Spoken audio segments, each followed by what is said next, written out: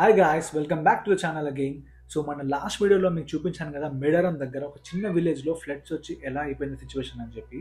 So ఈరోజు మీకు మేడారంలో ఉన్న సమ్మక్క సారలమ్మ టెంపుల్ దగ్గర ఉన్న సిచ్యువేషన్ చూపిస్తాను. సో సమ్మక్క సారలమ్మ టెంపుల్ అంటే చాలా ఫేమస్ టెంపుల్ మన తెలంగాణలో అండ్ మన ఇండియాలో పెద్ద జాతర జరుగుతుంది అన్నమాట ఇక్కడ. సో ఇక్కడ జంపన్న వాగు నుంచి వచ్చిన వరదల ఎఫెక్ట్కి మెయిన్ ఎంట్రన్స్లో ఉన్న కమాన్ మొత్తం మునిగిపోయిందంట దాదాపుగా. అట్లనే చాలామంది జనాలు కూడా ఇక్కడ కొట్టుకోపోయారంట. అండ్ ఇక్కడ రోడ్ పైన షాపులు ఏవైతే ఉన్నాయో వరదలకి పాపం వాళ్ళ సామాన్లు సరుకులు అన్నీ కొట్టుకుపోయినాయంట. ఇక్కడ మీకు కనిపిస్తున్నది టెంపుల్ బ్యాక్ సైడ్లో ఉన్న హరిత రిసార్ట్స్, అది కూడా మొత్తం వరదలకి మునిగిపోయిందంట పాపం. ఈ వరదల ప్రభావం వల్ల చాలామంది వాళ్ళ కుటుంబాలు ఏదైతే వాళ్ళ షాప్స్లో ఉన్న సామాన్లు అన్నీ మొత్తం కొట్టుకోయాయంట. చాలామంది నష్టపోయారు ఇక్కడ వాళ్ళు.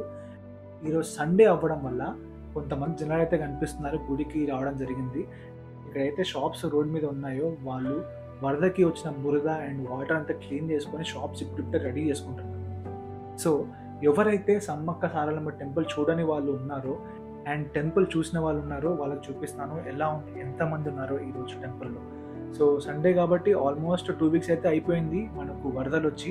సో జనాలు ఇప్పుడిప్పుడే వస్తున్నారు టెంపుల్కి. ఈ టెంపుల్ ప్రత్యేకత గురించి మీకు చెప్పాలి. సో ఇక్కడ ఏంటంటే సమ్మక్క అండ్ సారలమ్మని అడవి తల్లిగా భావిస్తారు ఇక్కడ ఉన్న గిరిజనులు అందరూ. సో డిఫరెంట్ స్టేట్స్ నుంచి వస్తారన్నమాట ఇక్కడ టెంపుల్కి. సో మహారాష్ట్ర నుంచి, ఒరిస్సా నుంచి, Chhattisgarh, Karnataka, different parts of the country నుంచి వస్తారు ఇక్కడ ఈ టెంపుల్కి విజిట్ చేయడానికి. అండ్ ఇక్కడ అమ్మవారికి నైవేద్యంగా బంగారం సమర్పిస్తారు. సో ఇక్కడ బంగారం అంటే మనకు బెల్లంని ఇక్కడ బంగారం అని పిలుస్తారు. ఇక్కడ అమ్మవారికి నైవేద్యానికి ఎక్కిస్తారు అనమాట. అట్లనే బియ్యం పోస్తారు కొంతమంది, అట్లనే చీరలు సమర్పించుకుంటారు అమ్మవారికి. సో చాలా ప్రత్యేకమైన పూజలు జరుగుతాయి అన్నమాట ఇక్కడ జాతర జరిగిన టైంలో. ఎవ్రీ 2 yearsకి సమ్మక్క సారలమ్మ జాతర అయితే జరుగుతుంది. చాలా పెద్ద ఫెస్టివల్ ఇది.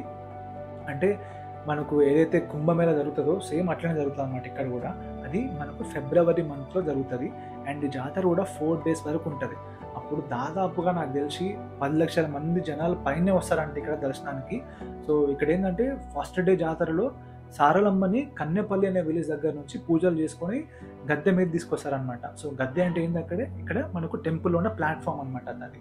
సో సెకండ్ డే వచ్చేసి సమ్మక్క అమ్మవారిని గద్దె మీద తీసుకొస్తారు. అండ్ ఇక్కడ సమ్మక్క అమ్మవారిని తీసుకొచ్చేటప్పుడు చాలా పోలీస్ ప్రొటెక్షన్తో ఉంటుంది. అండ్ ఇక్కడ అమ్మవారు చిలకలగుట్ట అనే ప్లేస్లో కుంకుమ భరణి ఆకారంలో ఉంటుందన్నమాట అమ్మవారు.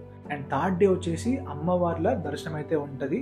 సో థర్డ్ డే మొత్తం దర్శనమే జరుగుతుంది అనమాట. అండ్ 4th డే వచ్చేసి అమ్మవార్లది వన ప్రవేశం అంటారు. సో ఇది లాస్ట్ డే కాబట్టి అమ్మవార్ల రిటర్న్ మళ్ళీ అడవిలోకి ప్రవేశం అని చెప్తారన్నమాట. ఇక్కడ ఇట్లా అంటే ఇక్కడ అడవి తల్లులు కాబట్టి అట్లా మనకు వన ప్రవేశం అంటారు ఇట్లా లాస్ట్ డే.